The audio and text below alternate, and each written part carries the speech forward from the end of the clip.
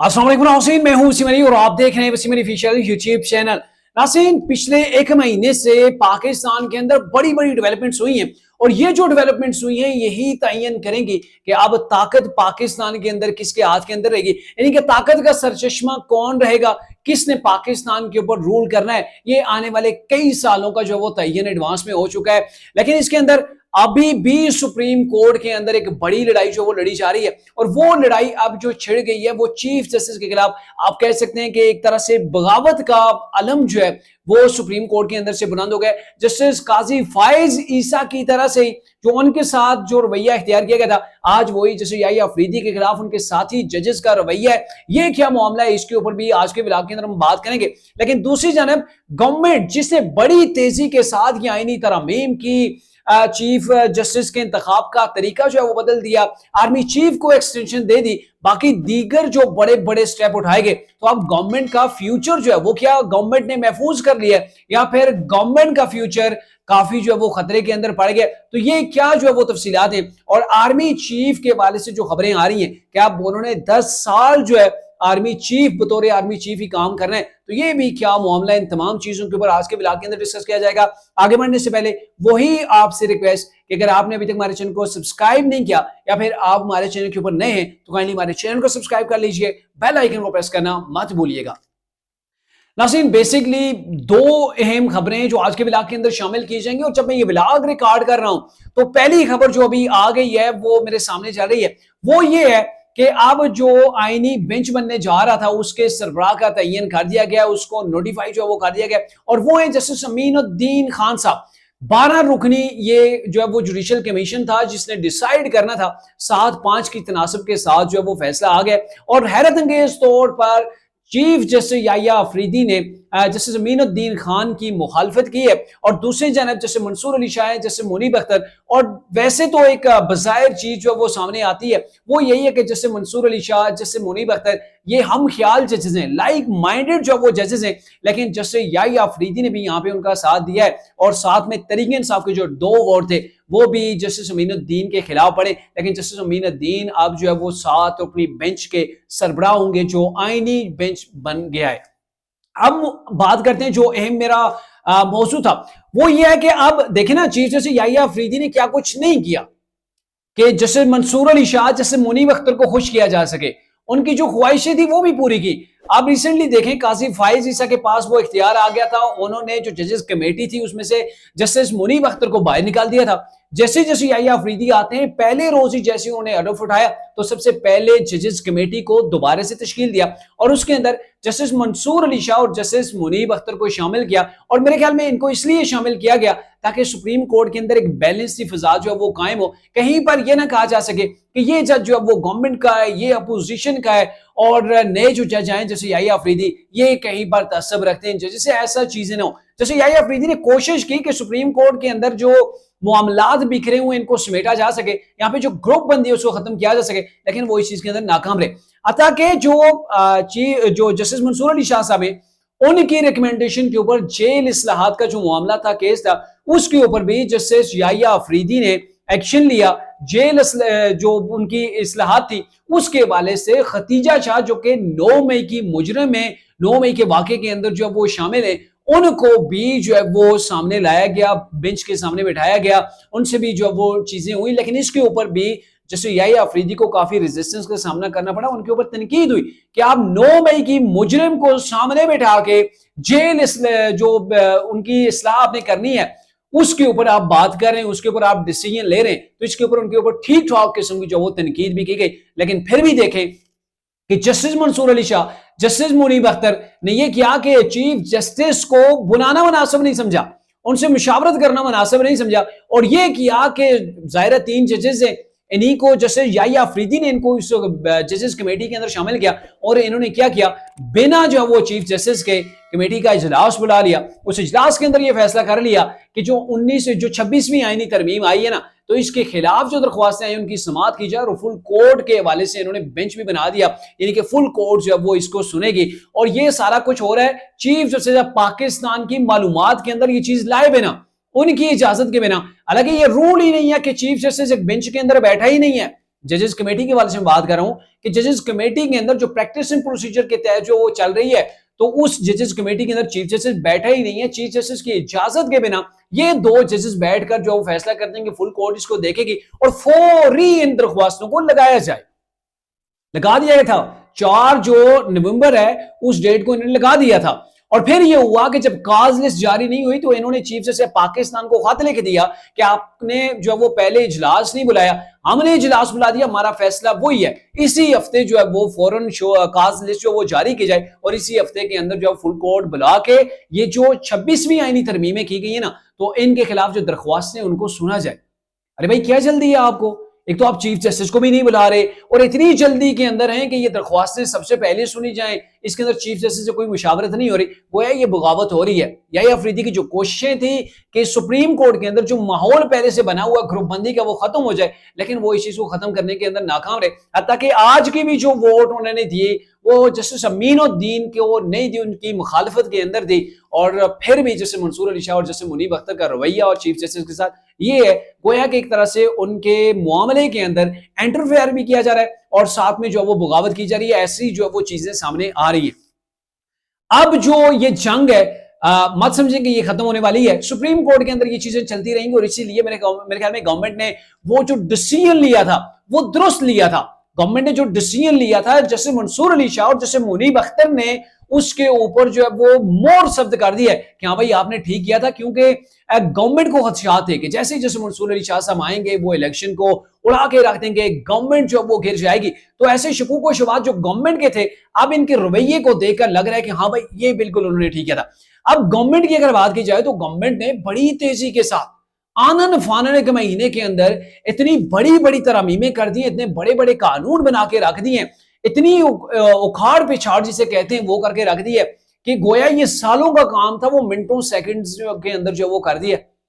अब गवर्नमेंट ने क्या किया कि सबसे पहले 26वीं आईनी तरमीम कर दी, उसके अंदर बहुत सी चीजें आ गई हैं। हालांकि गवर्नमेंट चाहती थी एक ही बार जो वो ये तरमीम की जाए, तमाम चीजें इसके अंदर जो वो समेट दी जाएं, लेकिन गवर्नमेंट को मजबूरी थी, मौलाना साहब नहीं मान रहे थे और यहाँ पे जमहूरियत की भी बातें हो रही थी कि भाई जमहूरियत को बचाना है, सबको साथ लेके चलना है। पीपल्स पार्टी का ये नारा था, तो सबको साथ लेके चलने के ऊपर वो 56 जो शिकें थी 56 वो पूरी नहीं हो पा रही थी। 22 शिकें जो वो 26वीं आईनी तरमीम के अंदर पास हो गई, बाकी जो रह गई वो अब अमेंडमेंट्स आ रही है कानून के अंदर। अब देखें पहले नंबर के ऊपर 26वीं आईनी तरमीम आ गई, उसी के तहत चीफ जस्टिस की जो तैनाती थी, जैसे मंसूर अली शाह साहब चीफ जस्टिस पाकिस्तान बनने जा रहे थे तो गवर्नमेंट ने बोल्ड स्टेप उठाते हुए आईनी तरमीम की, आईनी तरमीम के तहत जो वो चीफ जस्टिस की तैनाती के तरीके को ही बदल के रख दिया। फिर उसके बाद फौरी तौर पर गुज़िश्ता रोज जो वो आर्मी चीफ को एक्सटेंशन दे दी कि गोया ये तमाम के लिए रूल बना दिए गए, जितने भी सर्विसेज चीफ हैं उनकी जो तैनाती की जो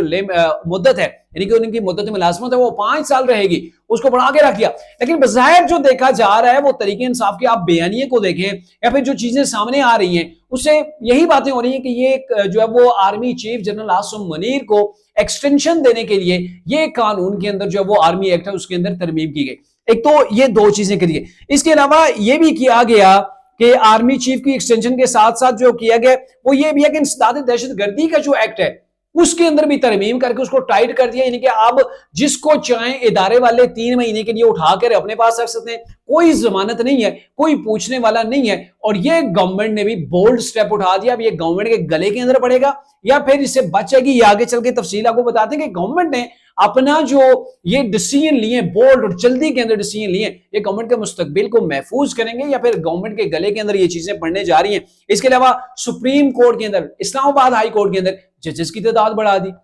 लाइक माइंडेड जो जजेस का ग्रुप था उसको कमजोर करने के लिए बाहर चीजें देखी जा सकती हैं। अब मैं ये नहीं कह रहा कि लाजमन सी की बात है, सुप्रीम कोर्ट के अंदर बहुत से केसेस भी हैं, 57-58 पेंडिंग केसेस हैं, जाहिर है उनके लिए भी जजेस की ठीक ठाक तादाद चाहिए होती है।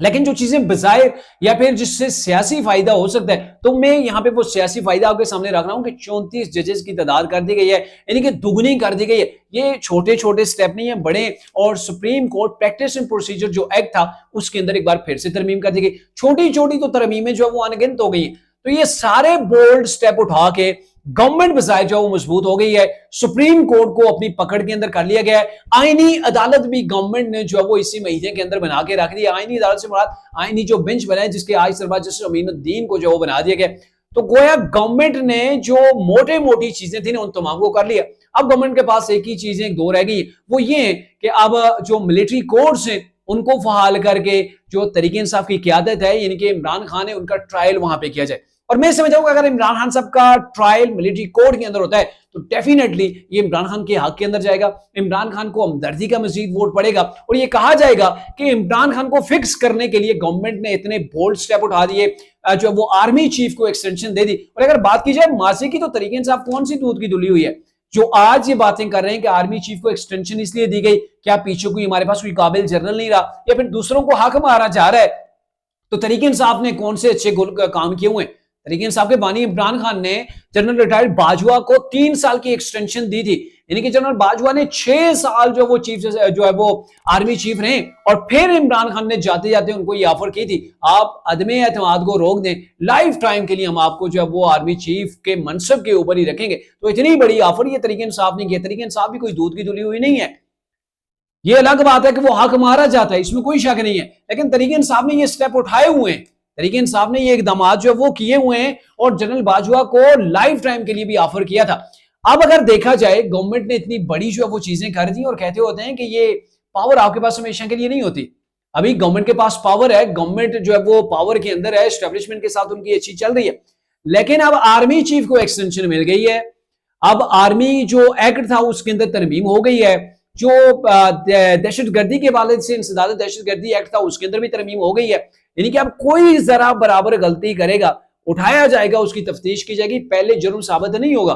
पहले गिरफ्तार किया जाएगा फिर जुर्म जो है वो साबित किया जाएगा, अगर नहीं भी जुर्म साबित होगा फिर भी जो है वो इदारे उसको अपनी कस्टडी के अंदर 3 महीने तक आराम से रखेंगे, कोई पूछ नहीं सकेगा। तो ये वो फैसले हैं जो गवर्नमेंट आपके पास हमेशा नहीं रहनी, तो आने वाले वक्त के अंदर ये गवर्नमेंट के गले के अंदर भी पड़ सकते हैं। देखना तरीके इंसाफ ने भी वो इमरान खान साहब ने पीका का कानून बना दिया था, उसके तहत जो वो अपोजिशन को रगड़ा लगाने के लिए, और अभी ये बजाय अगर तरीके इंसाफ के लिए बनाया जा रहा है तो गवर्नमेंट जो है वो तरीके इंसाफ की जगह होगी। ये बस ये है कि टेबल की साइड्स चेंज होने की देर है, जब ये चेंज हो जाएंगे तो मसाइल होंगे, लेकिन गवर्नमेंट ने बहुत सी चीजों को फिक्स कर दिया है। अब ये है कि आर्मी चीफ की जो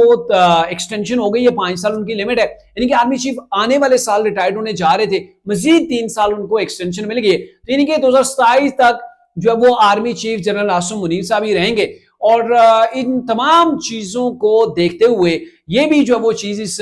तरमीम के अंदर की गई है कि आर्मी चीफ को आप एक्सटेंशन दे सकते हैं,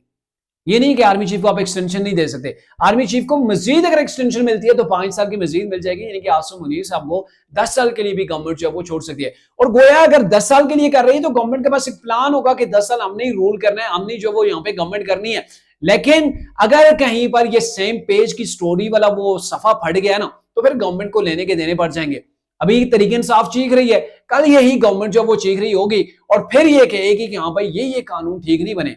ये कानून ठीक नहीं बने। अभी मैं रिसेंटली आपको इसी मिसाल देता हूं, supreme court practice and procedure का जो एक्ट था जिसके अंदर तरमीम की गई थी कि चीफ जस्टिस पहले अकेला था, वो बनाता था जी, तश्कील देता था बेंचेस कि कौन सा केस किस बेंच ने सुना है और किस बेंच के अंदर कौन कौन शामिल होगा। लेकिन ये हुआ कि गवर्नमेंट ने इख्तियार को तकसीम किया 2 सीनियर जजेस के दरमियान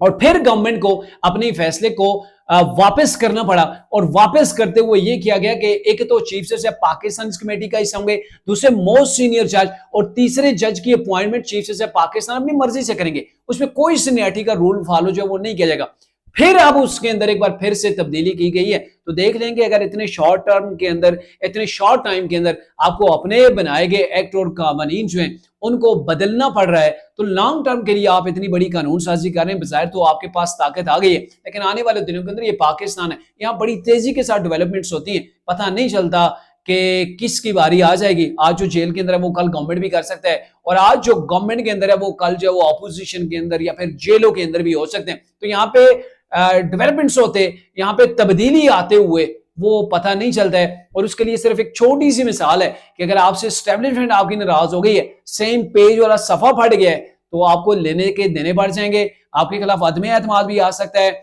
आपकी गवर्नमेंट गिर सकती है, आपकी बुरी जो चीजें, बुरी जो नाकामियां, यानी कि जो आपकी वो काम जो अभी तक आपके जिनके ऊपर पर्दा पड़ा हुआ वो अचानक से जो वो पब्लिक के सामने आना शुरू हो सकते हैं, और आपका जो ग्राफ ऊपर जा रहा है उसको नीचे आते हुए टाइम नहीं लगेगा। तो इसलिए गवर्नमेंट को वो इकदाम उठाने चाहिए, वो करने चाहिए कि जो कल वो ऑपोजिशन के अंदर भी बैठे हों तो उसके ऊपर उनको तकलीफ या फिर नदामत ना हो।